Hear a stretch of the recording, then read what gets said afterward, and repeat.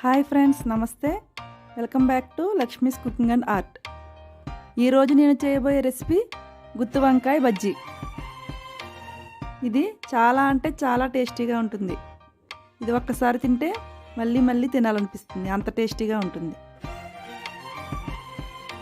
ఇలా వేడివేడి బజ్జీల్లో ఉల్లిపాయ, కొత్తిమీర, నిమ్మరసంతో కలిపి తింటే చాలా టేస్టీగా ఉంటుంది. ఒకసారి మీరు కూడా తప్పకుండా ట్రై చేయండి. దీన్ని ఎలా తయారు చేసుకోవాలో ఇప్పుడు చూద్దాం. ముందుగా ఒక మిక్సీ జార్ తీసుకుని 1 కప్పు ఉల్లిపాయ ముక్కలు వేసుకోవాలి. నేను 2 నుంచి 3 మీడియం సైజు ఉల్లిపాయలు తీసుకున్నాను. తర్వాత 4-5 పచ్చిమిర్చిని వేసుకోవాలి. తరువాత 1 స్పూన్ అల్లం వెల్లుల్లి పేస్ట్ వేసుకోవాలి. 1 స్పూన్ కారం, 1/2 స్పూన్ సాల్ట్ అనేది మీకు టేస్ట్కి తగ్గట్టుగా వేసుకోండి. 1/2 స్పూన్ పసుపు, 1 స్పూన్ గరం మసాలా పొడి వేసి మెత్తని పేస్ట్లా గ్రైండ్ చేసుకోవాలి. చూస్తున్నారు కదా, ఈ విధంగా మెత్తని పేస్ట్లా గ్రైండ్ చేసుకోవాలి. దీనిని ఒక ప్లేట్లోకి తీసుకుని పక్కన ఉంచుకోండి. తర్వాత ముందుగా శుభ్రం చేసుకున్న వంకాయలను తీసుకుని ఇలా 4 చిలుకలుగా కట్ చేసుకోవాలి.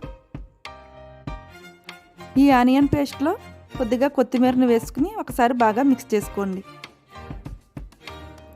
ఇలా మిక్స్ చేసుకున్న తర్వాత మనం కట్ చేసి పెట్టుకున్న వంకాయల్లో ఈ ఉల్లిపాయ మసాలాను పెట్టుకోవాలి. మీ అందరికీ గుత్తి వంకాయ వండడం తెలుసు కదా, సేమ్ అదే విధంగా వంకాయల్లో మసాలాను పెట్టుకోవాలి.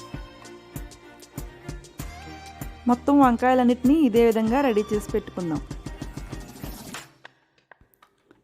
ఇలా బజ్జీలు చేసుకోవడానికి లేత వంకాయలు అయితే చాలా బాగుంటాయి. ఇవి మనం తీసుకునేటప్పుడు బాగా చూసుకుని తీసుకోవాలి. ముదిరిన వంకాయలు అయితే బజ్జీకి అసలు బాగోవు. మొత్తం వంకాయలన్నీ ఈ విధంగా రెడీ చేసుకున్న తర్వాత స్టవ్ పై ప్యాన్ పెట్టి 2-3 స్పూన్స్ ఆయిల్ వేసుకోవాలి. ఉప్పు, కారం, నూనె అనేవి మీ టేస్ట్కి తగ్గట్టుగా వేసుకోండి. ఈ నూనె కొంచెం హీట్ అయిన తర్వాత మనం రెడీ చేసి పెట్టుకున్న వంకాయలను ఒక్కొక్కటిగా దీనిలో వేసుకుని కుక్ చేసుకోవాలి.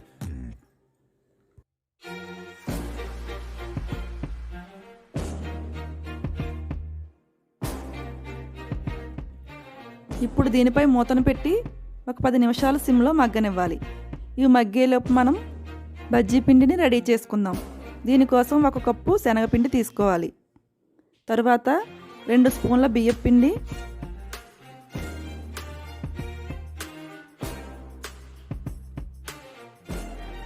1/2 స్పూన్ సాల్ట్, 1/2 స్పూన్ పసుపు, 1 స్పూన్ కారం, 1 చిటికెడు వంట సోడా, మనం వంకాయల స్టఫింగ్ కోసం రెడీ చేసుకున్న ఉల్లిపాయ పేస్ట్ను వేసుకుని బాగా మిక్స్ చేసుకోండి. ఇది వేయడం వలన బజ్జీ మరింత టేస్ట్గా ఉంటుంది. ఇప్పుడు దీనిని కొద్దిగా వాటర్ వేసుకుంటూ బజ్జీల పిండిలా కలుపుకుందాం.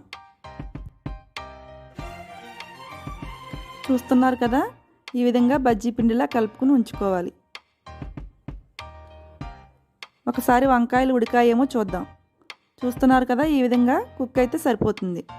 ఇప్పుడు స్టవ్ ఆఫ్ చేసి వీటిని ఒక ప్లేట్లోకి తీసుకుని చల్లారనిద్దాం. మీరు కావాలంటే దీనిపై కొద్దిగా కొత్తిమీరని చల్లుకుని సైడ్ డిష్గా తింటే కూడా చాలా టేస్టీగా ఉంటుంది. నేను ఇప్పుడు వీటితో బజ్జీలుగా వేస్తాను.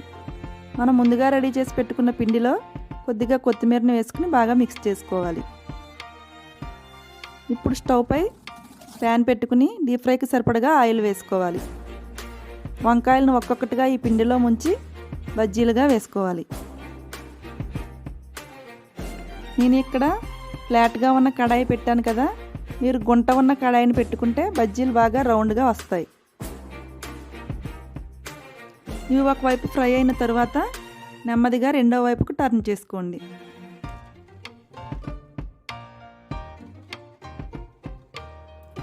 ఇలా 2 వైపులా దోరగా ఫ్రై చేసుకోండి. పిండిని కలుపుకునేటప్పుడు మీకు కావాలంటే కొద్దిగా వామును కూడా వేసుకోండి. వంట సోడాను మాత్రం జాగ్రత్తగా చూసుకుని వేసుకోండి.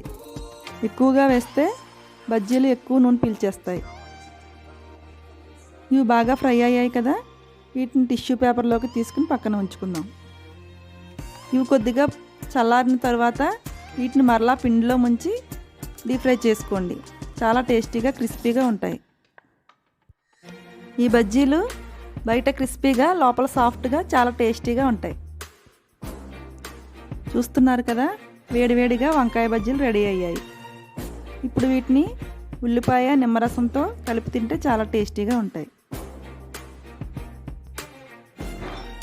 ఈ రెసిపీని మీరు కూడా ఒకసారి ట్రై చేయండి.